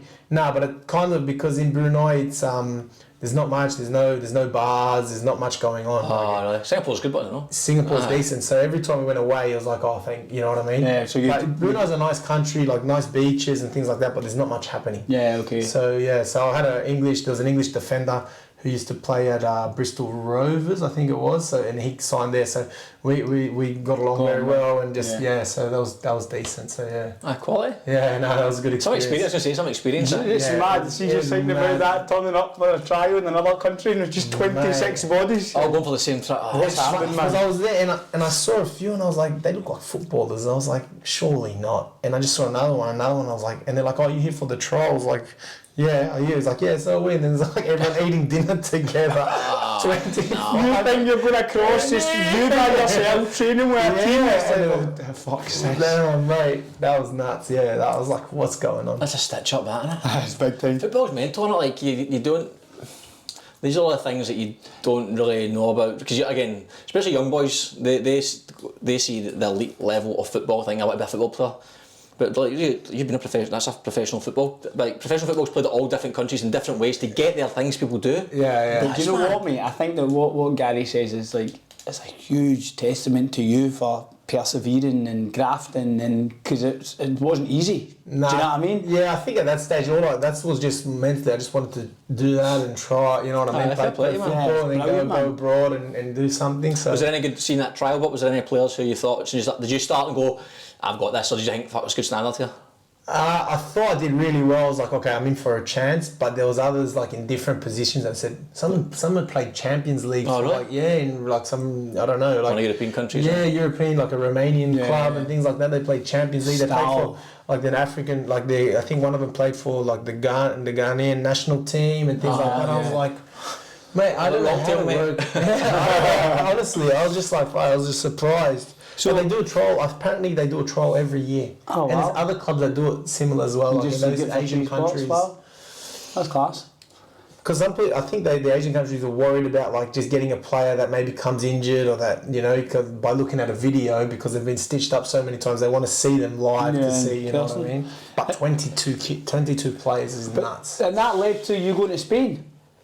What happened was after that Brunei, we won the league with Brunei and they offered another contract, but I thought because I got team of the year Singapore League, I was like, oh, I'm ready for something else. Like I was doing really well and I was just waiting, and then Spain, a club in Spain, I think it's the third division or fourth. Third or fourth division, Vélez Malaga. They said, oh, look, we'll sign you. And I was going to go to Malaga and things like that. The contract was signed, I already had the number, jersey and everything. I had everything. And then I couldn't get because it was just during COVID. COVID struck. Oh, for fuck's sake. And I couldn't get my work permit or something like that or the visa and things like that. And then the club was like, look, we need you here by this time. And I was like, oh, so what do we do? And they're like, oh, look, we're just going to go with someone else. Like everything was signed and ready to go over the line and everything. Like the S&C coach was sending me things to get ready and that. And then, so at the end of the day, that didn't go through just because of the work permit. That's a disaster, man. That was a disaster. And then it happened again, as you can see. Oh, well, then I went back. Then I went to Singapore, another club, Tanjung Pagar, signed me. I played one season there. Are they in the same league as Brunei? They were in the same league as Brunei, but due to COVID, Brunei didn't want to travel, so they dropped out of the league. Right, okay. Are they still a team now? Now they're back in the league again after COVID, but that year that I signed with Tanjung Pagar, they weren't in the league, so I signed there, and one season, I personally had a good season. The team wasn't the greatest, but I had a good season. Singapore, different lifestyle, much better. That's what I was going to say, yeah. So much easier in that sort of sense, and I had a good time there. Then once again, I was like, okay, I'm ready for a change. I'm done with the Singapore League kind of thing. And the Indonesian Persik Kediri, again, I signed the contract. And as I was about to fly, I did the test. because I was in Uruguay on holiday seeing family. As I was about to fly the next day, I did the test. I got COVID, right? And I had to be 14 days quarantine. And the club goes, the Indonesian club goes, no, that we're just ripping up your contract. Like I already signed it, and they just ripped it. Then I said, oh no, don't worry, we won't have you. I was like, fair enough. The Singapore club called me back. You want to come back? And I was like, I told them, they're like, you want to come back? I was like, under different conditions, this and that. And they're like, yeah, all right, no worries. So I went back to Singapore, and that was 2 years there now. Now back at Rockdale, so yeah. You have no bloody luck, mate. Mate, that was unbelievable. Like, it was just, at the end of the day, I was like, kind of like, I wasn't too worried about it. I was just like, oh, it is what it is, you know what I mean? Like, I just, keep going. Like, when I was younger, in Uruguay, that really hurt, like, that was like, oh, that was tough. But when I went to Indonesia, and they're like, oh, rip it, I was like, oh, yeah, fair enough, it is what it is. What about the Taeyong Pagar? How did you go there in terms of the team? Did you win any comps? Nah, mate, we were struggling. We didn't, I think they got the local players, in Singapore aren't of a high level, you know what I mean? So the foreigners have to make the difference. Yeah, okay. So you have to, there's so much pressure because obviously they're giving you a place and you have to be better than everyone in that team, especially in Brunei, you have to be better. The local players aren't on the greatest amount of money as well, like that. So they get foreigners to make the difference. And if you see all the clubs, most of the foreigners are banging in goals. They're the ones making the difference. And I think, personally I did well at Tanjong Pagar, and there was another guy. But the rest of the foreigners, they didn't really, you know what I mean? They didn't really perform as well. So that kind of just brought us down. We were mid-table, you know what I mean? We were a few points off getting an AFC Cup, but there's only like 10 teams in the league. So, but, it was, personally, I did well, banged a few goals in, played well, but as a team, we didn't do really well in those 3 years, so yeah. And how was it, like, the whole experience of being in Singapore for that period of time? Like, was it good? Decent. Yeah, decent. Lifestyle was decent. Obviously, it's not expensive as fuck. It is expensive, yeah. So you might be on big coin. They provide everything, you know what I mean? Accommodation, things like that. But I think, like, lifestyle-wise, obviously you have your ups and downs, you're living away from your friends, family, things like that. You have your ups and downs. But I think Singapore was in that sort of way, like, there was always something to do, So that was decent. I really enjoyed the experience. And seeing different cultures, you know what I mean? Like, Uruguay, Brunei, Singapore, I was like, fuck, this is beautiful, playing football, you can travel the world. The gaffer would give us 3 days off in Singapore, head over to Bali for a couple of days, you know what I mean? Brilliant. So, who's a gaffer at Tanjong? He was a local Singapore, yeah. The one at Brunei was Adrian Pennick. I don't know if you know. He was alright English guy, so yeah, he was good. But yeah, the gaffer would give us a few days off. I remember the last year on the contract, he's like, oh, we really want you to stay on board, you be one of the leaders. I was like, look, if I get a couple of days off, I can head over. So it was more of a lifestyle decision, you know what I mean? Yeah, of course. So that was this. I come home to Australia for 7-8 days when we don't have a game on the weekend, so that was decent. Because there were big breaks. I don't know why, like international breaks and things. There was massive breaks in that Singapore league, so I could come home and things like that. So that was more of the decision. And then, and now back at Rockdale. So when did you was it start of the season, wasn't it, you arrived back? Yeah, February. Yeah. So February I was just, obviously I wanted to exhaust all options abroad at first, if there was nothing really that enticed me or that was beneficial. I had a few options, but nothing really that fancied me. So I was like, all right, and then I didn't call the president of Rockdale because we got a very good relationship, but it's based on banter, you know what I mean? If I called him to say I'm coming back, he would have just like, oh yeah, whatever. Yeah. So I called Eurosevsky. I messaged Euro. I said, mate, I'm coming back. I go, get me on the phone to Paul D. So I called Paul D and I said, look, mate, I want to come back. What's the go? And he's like, oh, this is what we want from you. Blah blah. I said, fair enough. So then we started talking. I was in Uruguay again on holidays, and then I said, that's it, I'm coming home. So I came home and we came to an agreement and happy to be back at Rockdale. So basically there was an advertisement saying we need a towering centre half. I came in as a midfielder, but now the midfielders are too good. So and then some of the centre backs have been injured, so they said, "Blake, go jump to centre back." So yeah, look, mate. Was it always Rockdale for you?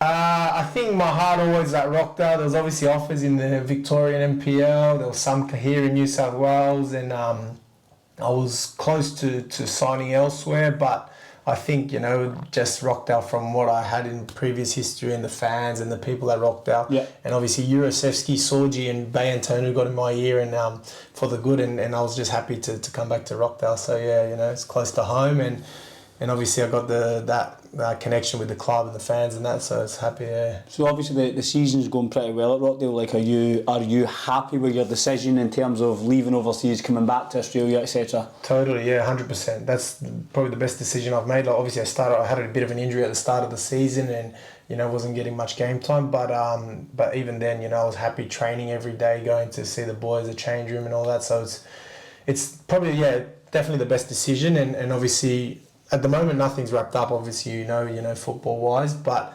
we haven't done anything, but we're on track for something. That's not what you were saying 10 minutes ago, mate. We're on track for something. I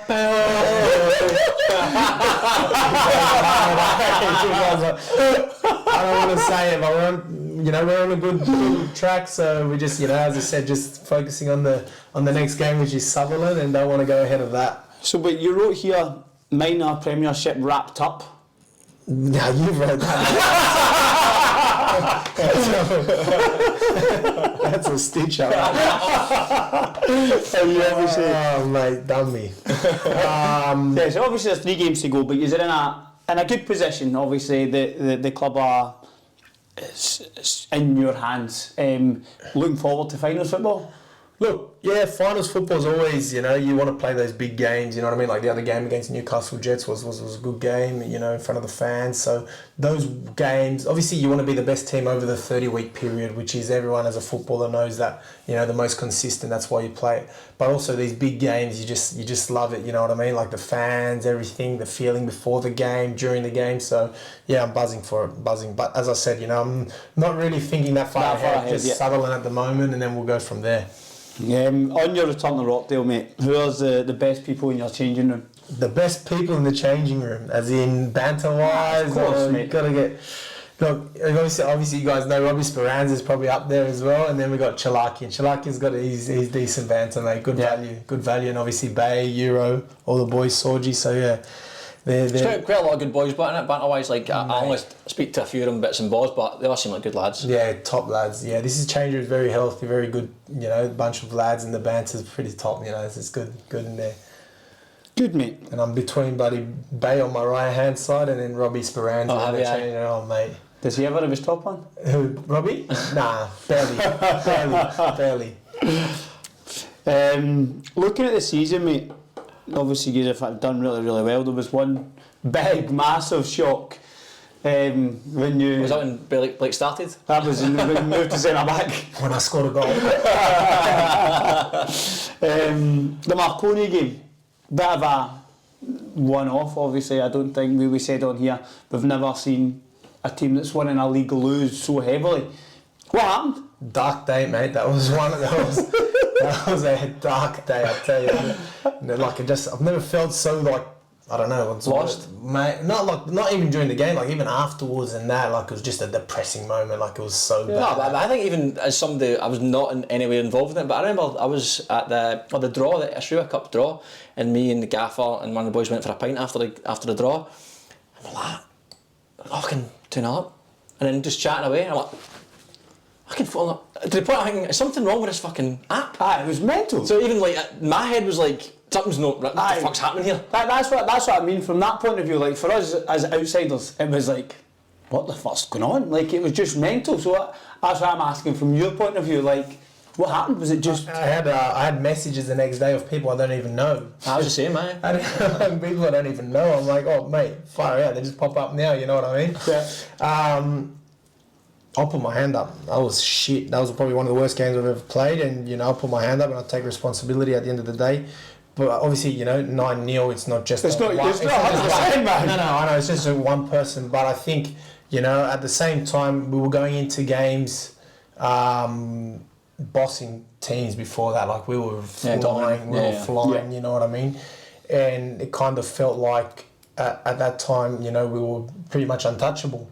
You know, and I don't know, I wouldn't say that complacency or anything like that, but I think the start of the game, they were ready, you know. I was just going to say, that's sort of what happens when a team who, again, like you can see Marconi, were on it at their very peak, and you've just had a bad day. And the both from other sides of the scale, it's just they've been clinical. If you gave them too much of a sniff, and if you do it early on, it was at 4-0 after like 30 minutes or something like that. Yeah. To try and claw that back, the momentum, it's almost impossible. Yeah, it was kind of like that, but I think like, you know, obviously myself as being one of the more experienced, I kind of like take a lot of responsibility. I was like, I probably could have helped out in a better way, and I had a shocker. That's the reality of it, and you know what I mean. But I think from that, you know, we go on, you know, go on to better things, I guess. You know, it's kind of like that. It's like it's still stuck in the back of people's minds, you know. And I thought the next game against Blacktown, the boys, you know, I got dropped, obviously, rightly so.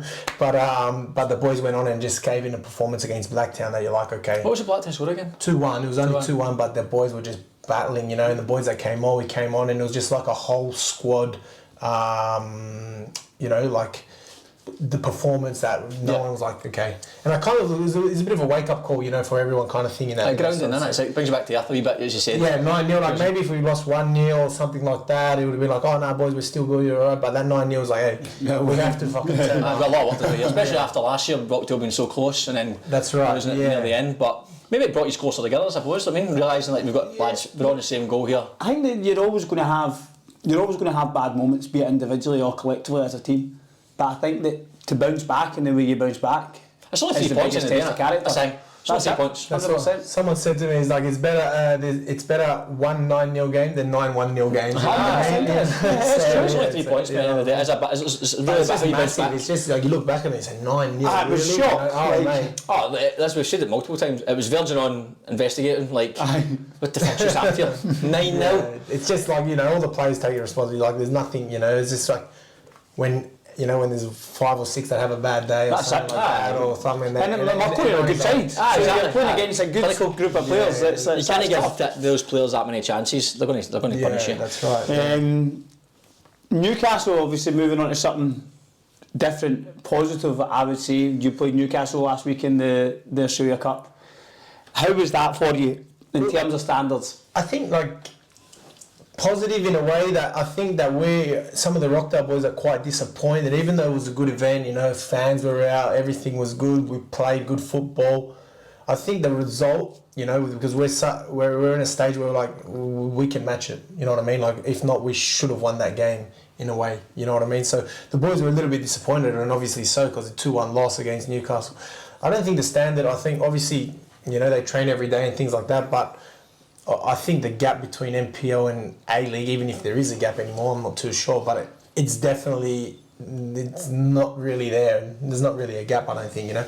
I think any player in the Rockdale team can just go step into Newcastle Jets and either Would be alright, yeah. It would be very good, you know what I mean? So we've got a lot of players that I think that should be out, you know, the younger boys should be playing A-League for sure. Yeah, well, I think that's the context of that would be, we spoke about this off air, would be, like, obviously, if you put Sydney FC and NPL or the first team, they'd obviously be probably top of the league that. But if you put a Rockdale or Appy or Marconi or Blacktown City players, Ben players in a full-time environment over the course of a year or two, amongst players a level, getting all the support you would get, you don't have to work full-time and just training, a large majority would be just fine, I think. A large majority. Yeah. And you, as we said, imagine you flipped it and says to some of the A-League boys, right, come work full-time, go and labouring during the day, or go whatever your job is all day, then travel to training at 8 o'clock at night, and then do this, and not have full-time training, and see how your performance, how consistent your performance can be, and does it dip off and all the rest of it. Obviously that's not a blanket statement, but there's definitely a lot of players who could, I think, in the right environment could make a step up. Because that's what I watched the end of the game, and you were the better team. Mate, yeah, we had 11 shots to their 3. Yeah, you were the better team. It's a sick, another chance at the end. Was it Lockie missed it? Bounce in the box. Griffith, Lockie Griffith, yeah. Just maybe the wrong person in that moment. Yeah, but it's just chances as well, you know what I mean? And obviously I think the second goal of Newcastle I could have done a lot better with the free kick, you know what I mean? And it just bobbled there for him and they put it away, you know what I mean? It wasn't like they've really well worked goals by them either. So And you scored the wrong goal, didn't you? Who scored the wrong goal? The Rockdale goal? The Rockdale goal. It was on the goal. Rockdale goal? Yeah. Own goal? Own goal. No, we don't give Bay any credit. No credit for Bay on this podcast. It bounced for 15 times before it. Big goal. He's done it on purpose, you know. The Ozil guy. The keeper was going to come down, man. He bounced it over. Mesut Ozil. Brilliant. What was so you said to us, what was the story you were going to tell us about the guy who'd played? I'll go tell the story. So, what year was it? We played against Sydney FC. So, in the cup a couple of years ago, and the Rockdale. We had a player coach at the time, and there was one lad. He went on a trial in Finland for a couple of weeks, and he came. Who's the back. player coach? Don't put this one on the Instagram either. This one we're keeping quiet anyway. Keeping it quiet. As in, we won't put it on the clip. They listen to it. It's fine. They're right. And we're doing all right. And so we had the Sydney FC game, and everyone wants to play the FA Cup against Sydney FC, knowing that Sydney FC at Rockdale there's going to be a big crowd. I think it ended up being 5,000. And the player coach was a decent player. Don't get me wrong, very good player. And I think who was it? I think he wanted to go and win the game, and he's like and he hadn't been really starting most games. So then he got the whiteboard out. And Was he the main gaffer? Yeah. Aye.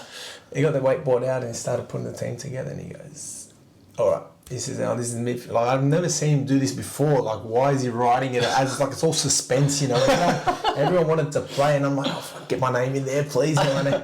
And then my name pops up. I'm like, yeah, so I'm all right. So then he puts himself in midfield, and like this eerie noise, and like, oh shit, you know. And then he put that boy that was trolling in Finland. He put him in centre back as well, and I was like, fuck, he just come back from Finland, and he just walked straight back into the team. He's a bit nuts. And so he took one of the midfielders that was playing, and one of the other centre backs that had been playing, and he's like, all right, guys, we all agree with this, and he's like, any questions? And the centre back stands up. Yeah, why the fuck are you in the team, cunt? and then as he said that, the other midfielder pops up and stands up and goes, yeah, what the fuck? Why aren't I involved? So and then he's like, oh, I'm not gonna have it. I'll talk to you guys later. I'm not gonna have it. So he's like, let's go do an 11v11. Shape. We started doing shape, and this centre back started kicking the balls out of the pitch. He was losing it. He was losing it. The other centre midfielder was just walking, wasn't even doing anything, and his brother was in the team. They passed him the ball, and the brother was fuming as well for his brother. So he's like, oh, if you guys don't want to be here, you can go. So they left. Did they? Did they come back? Mate, As in they come back, like, they come to the game though? Yeah, wait. So they left, right? And this other scenario that was just, so he said they had a chat in the middle. All you could hear was, cunt, like, fucking cunt. I was like, fuck. Anyway, so then they're walking off, and the centre back that wasn't involved, he just went into state because his missus' granddad passed away. So he went to the funeral a few weeks beforehand, and then the coach turns around and he goes, but you haven't even been here, mate. And he turns around and it was a bit of a Scouse accent when he gets angry. He goes, yeah, because my granddad died, you cunt. That was Irish, but... and then as he's fuming, right? he's going through the tunnel, and I'm like to him, like, yeah, mate, it wasn't your granddad, it's your missus' granddad. He goes, you fucking better move before I knock you out, cunt. Yeah. Anyway, next day was the Sydney FC game. They changed, like, that original squad that he named wasn't... Oh, did they change it? Oh, no! Oh, he let him lose the dressing room otherwise, aye. Did he play himself still? Eventually he came on, yeah. He was decent, like, you know, I think he wanted to win the game, that's why he wanted to play, but the other centre-back was losing it, mate. I've never seen it. What was the score? We lost 4-2. We were up 1-0 against Sydney FC. There was 5,000 crowd at Rockdale. That was decent back then, yeah. Man, that was one of the good And how did it see after that all settled? Did the harmony? Yeah, it was fine. After that was fine. It'd be really difficult to be a player coach.